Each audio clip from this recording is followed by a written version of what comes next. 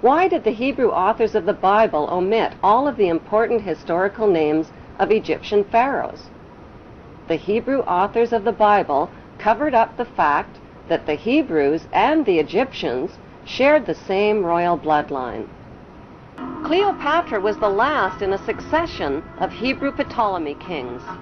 Although Cleopatra is considered to be the last of the Egyptian pharaohs, author Ralph Ellis claims that Jesus was the last of the Hebrew pharaohs of Egypt. Jesus, a pharaoh? How is that possible? The historical facts show that the last pharaoh of Egypt was Ptolemy XV, who was nicknamed Caesarion or Little Caesar. Born in 47 BC, Caesarion was the son of two of the most famous parents in world history, Roman ruler Julius Caesar and Egyptian pharaoh Cleopatra. When Caesarion's mother, Cleopatra, proclaimed herself to be the reincarnation of the virgin goddess Isis, Caesarion became the son of a virgin mother goddess. When Caesarion's father, Julius Caesar, was elevated to the status of god by the Roman Senate, Caesarion was recognized as the son of God and heir to God's kingdom, the Roman Empire. Caesarion was also recognized as the son of God in Egypt after his mother named him co-ruling pharaoh of Egypt. Cleopatra declared Caesarion to be the king of kings at the age of 13 during the Donations of Alexandria ceremony in 34 BC.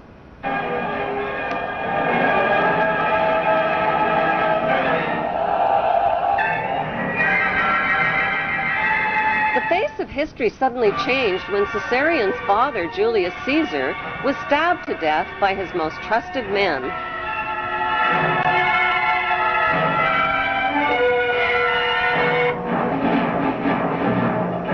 Octavian, the adopted son of Julius Caesar, swiftly seized power as the new Roman emperor.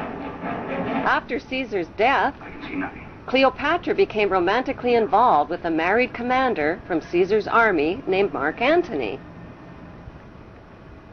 Mark Antony and Cleopatra parented 3 children, a twin boy and girl, followed by a second boy.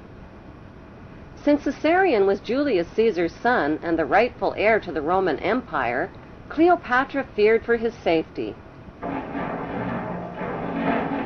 When Octavian's mighty Roman army invaded Egypt, Cleopatra arranged for Caesarion's safe passage out of Egypt with her most trusted servants.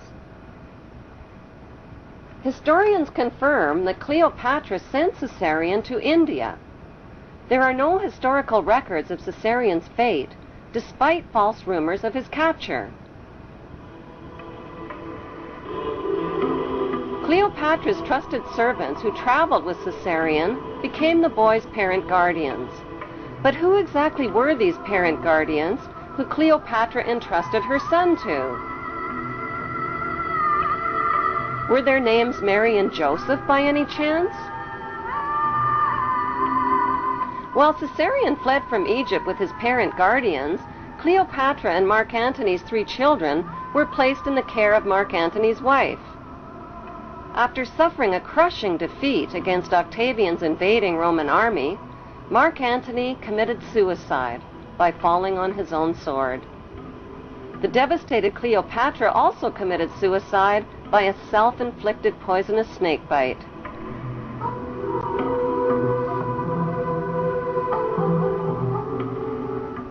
While traveling undercover through Egypt with his parent guardians, Caesarion was forced to hide his identity and change his name.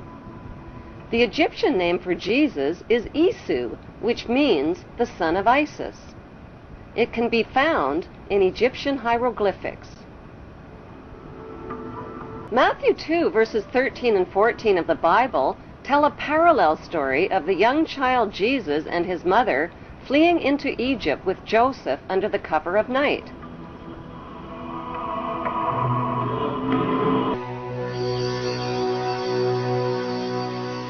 In the year 1887, a book was published in Russia which rocked the Christian world. It was vilified and condemned. It was called The Unknown Life of Jesus Christ. The writer, Nicholas Notovich, was a respected journalist. Notovich claimed his book was a factual report of a trip he made to the Himalayan mountains in remote northern India. Notovich may well have been the first outsider to make his way to Hemis, an isolated Buddhist monastery hidden high in the Asian mountaintops. Gaining the confidence of an elderly monk, he was shown ancient scrolls which tell the story of a scholar and prophet named Issa. In these secret records, Issa is described as a foreigner from a small Mediterranean country. The stranger arrived in India as a teenage boy to study the teachings of the Buddha. And according to the scrolls, he lived here 500 years after the prophet Buddha died, a time that coincides exactly with the lost years of Jesus. Nicholas Notovich was convinced that Issa was Jesus of Nazareth, and that he carried back to his homeland the principles of Buddhism. Half a century after Notovich was in Hemis in 1902, a Hindu priest sought refuge in the same remote Indian monastery. He too translated the scrolls and published a work. His translation verifies the work of Notovich.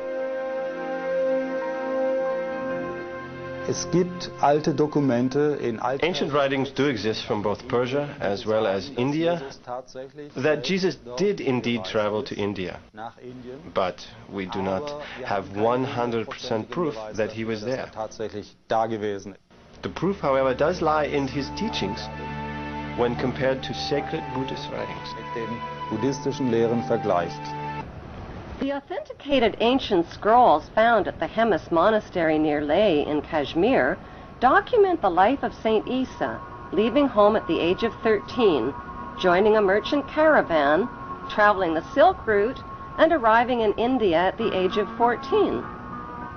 The Egyptian word for Jesus is Isu, the Greek word is Iesus, and the Arabic word for Jesus is Isa. Issa continued his travels through India and Tibet and the holy cities, where Brahmin priests taught him to read and understand the Vedas. He learned Pali and studied the sacred sutras and how to cure by aid of prayer. He began teaching, performing miracles, and explaining the holy scriptures in monasteries and market bazaars. As an adult, Issa finally left India and Tibet and traveled to Alexandria, Egypt. Why Alexandria? Because that's where Issa, whose previous name was Caesarion, grew up. That's where he last saw his mother, Cleopatra, alive. When Roman Emperor Octavian invaded Egypt, Cleopatra sent her 13-year-old son, Caesarion, to India with Mary of Bithynia and Mary's wealthy uncle-husband named Joseph of Arimathea. Since Caesarion was the true heir to the Roman Empire, Emperor Octavian wanted him killed. Mary and Joseph became Caesarion's adoptive parents and later his loyal disciples. Caesarion finally returned to Egypt after 17 years in hiding. He searched for Selene and found her. He was now called Jesus Christ, a name with the same initials as his father, J.C., for Julius Caesar. He told Selene about his plan to capture his father's kingdom, the Roman Empire, which Emperor Octavian had stolen from him. He told her he would capture it not with weapons and armies, but by creating a new religion and transforming the Roman Empire into the Holy Roman Empire. Like his father Julius Caesar, who was officially elevated to the status of God, Jesus Caesarion was not only elevated to the status of God, he recaptured his father's kingdom and expanded the Holy Hebrew Empire all the way to Great Britain and the United States of America. What then, little king? The big question is, if Caesarion was born in 47 BC, how could Caesarion possibly be Jesus? Jesus was born in the year 0, wasn't he? To begin with, the year 0 does not exist on today's Gregorian Christian calendar, which jumps from 1 BC to 1 AD. Experts confirm a 7-year error was made in converting from the Egyptian to the Roman to the Christian calendar.